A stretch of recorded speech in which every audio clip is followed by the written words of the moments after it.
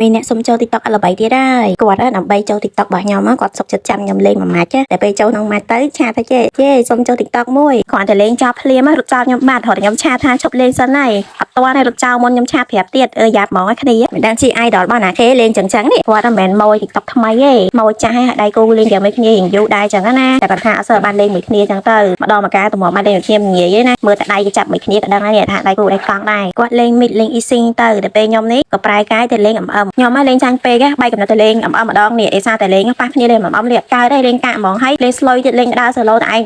យ៉ាប់ហ្មងខ្ញុំអត់ចេះលេងហើយលេងកាក់ដែរប៉ុន្តែខ្ញុំរើសយក hero ណាដែលមើលតែ damage ខ្លាំងហើយស្រួលលេង hero រីននេះខ្ញុំយករីនមកលេងក្នុងរែង0ម៉ាច់ទេណាតែខ្ញុំលេងបានដៃឯងតែថាយកមកលេងព្រៀងឈ្នះហ្មងហើយព្រៀងមានទឹកដៃអីចឹងណាទូឈ្នះហ្នឹងប៉ឹងលើកភីមឡើង 80% ក៏ដោយហើយទឹកដៃរីនរបស់ខ្ញុំមកនេះ 20% ខាង CP ចឹងណាហើយដល់ពេលវាយ enemy អីហ្នឹងចេះតែប្រើ skill ទៅដល់ស្អីខ្លះហើយតែឡើងវាយបោះហើយឡើងខំទិញ skill combo បែបចឹងណាដែរប្រើត្រូវ skill combo ឯងចេះចុចទៅឲ្យតែបានវាយ enemy កើតចឹងណា